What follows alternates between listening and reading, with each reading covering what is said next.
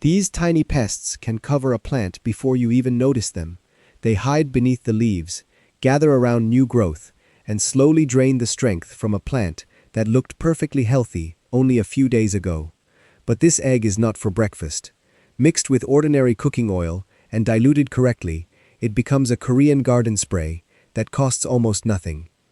The egg yolk helps the oil spread through water, creating a thin coating that reaches tiny pests hiding in places most people never spray.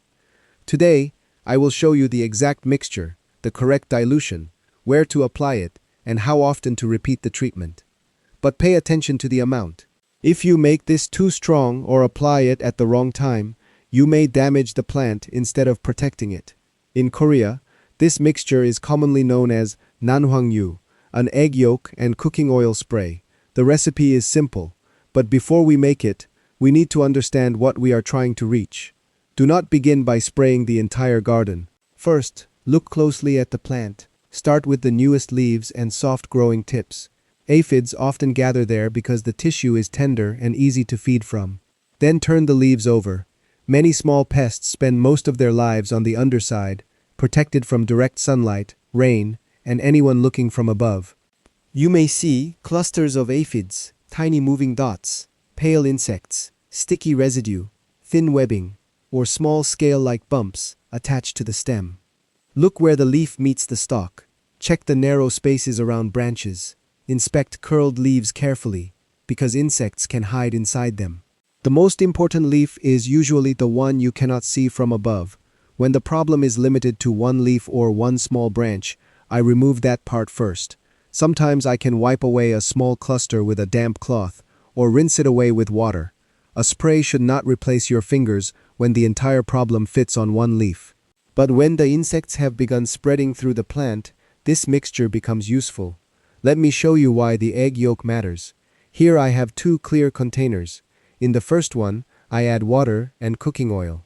Even after I shake them together, the oil begins separating almost immediately. It rises back to the surface because oil and water do not naturally remain mixed.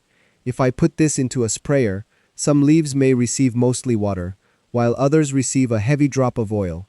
That is uneven, unreliable, and more likely to cause damage. In the second container, I add egg yolk. The yolk acts as a bridge between the water and the oil. When I blend them thoroughly, the oil breaks into extremely small droplets and remains spread throughout the liquid. The egg is not a poison. It is the ingredient that allows the oil to travel evenly through the water. And the oil does not frighten the insects away with a strong smell. When it reaches tiny soft-bodied pests directly, it creates a thin coating over them. That is why coverage matters more than simply spraying a cloud around the plant. Now let us make the concentrate. Begin with one fresh egg yolk. Separate it carefully from the white and place it in a blender or small mixing container. Add approximately 100 milliliters of clean water. Blend the water and yolk for 3 to 4 minutes. This may seem longer than necessary, but we want the yolk completely dispersed before adding the oil. The mixture should look smooth, pale, and slightly foamy. Now slowly add 60 milliliters of ordinary cooking oil. Canola or sunflower oil works well because it is light and mixes easily. Continue blending for at least 5 minutes. Do not stop as soon as the liquid turns white. The oil needs time to break into very small droplets. When the concentrate is ready, it should look creamy and uniform. You should not see a thick layer of oil floating on top. But what I have made here is not the finished spray. This is the concentrated mixture. Do not pour it directly onto your plants. That is the mistake most likely to cause damage. For a small household sprayer containing 500 milliliters of water, I use approximately 5 milliliters of concentrate. For 1 liter of water, I use approximately 10 milliliters. That is roughly 1 part concentrate to 100 parts water. More is not better. The thin coating is useful only when it remains thin. Too much oil can interfere with the leaf surface, trap heat, and leave oily marks or burned areas.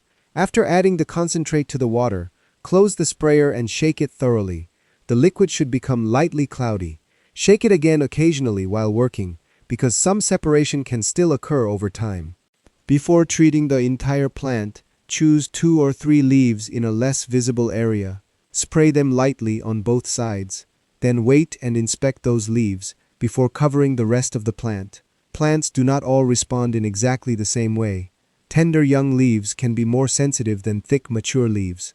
A small test can save an entire plant. When I am ready to apply it, I begin at the bottom. I lift each leaf and spray the underside first.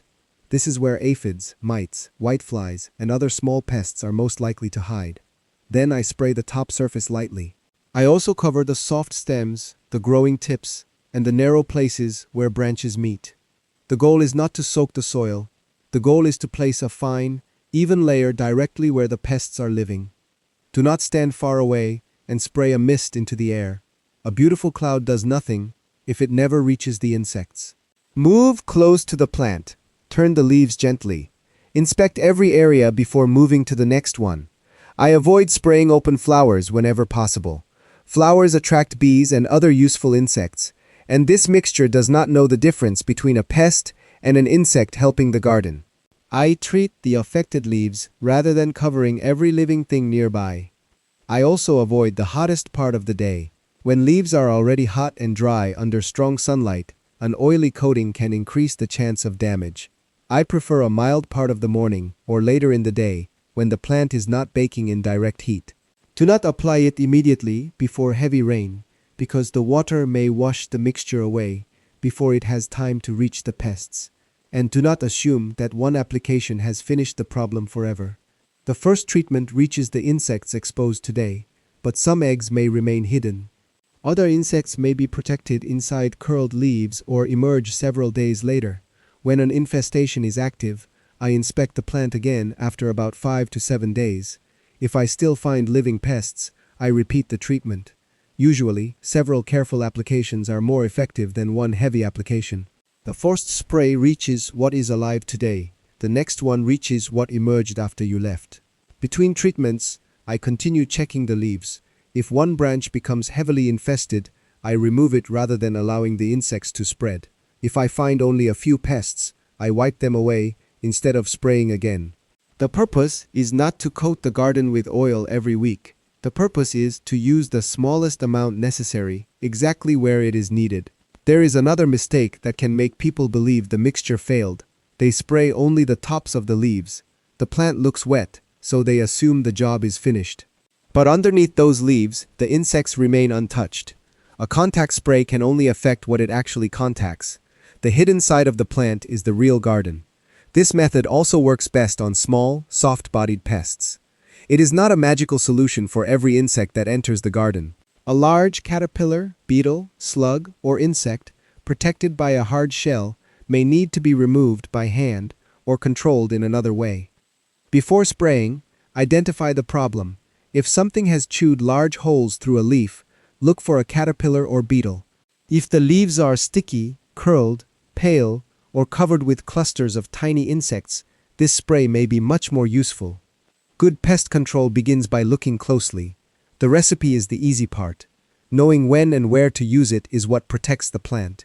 It allows ordinary cooking oil to spread evenly through water and reach tiny insects hiding beneath the leaves. Make the concentrate thoroughly. Dilute it carefully. Test a few leaves first. Apply it during a mild part of the day. Cover the underside of the leaves. Then, return before the next generation of pests has time to spread. That is the Korean method I use when tiny insects begin taking over my plants. Simple ingredients, careful observation, and no need to cover the entire garden with an expensive product. Uncle Han knows a cheaper way.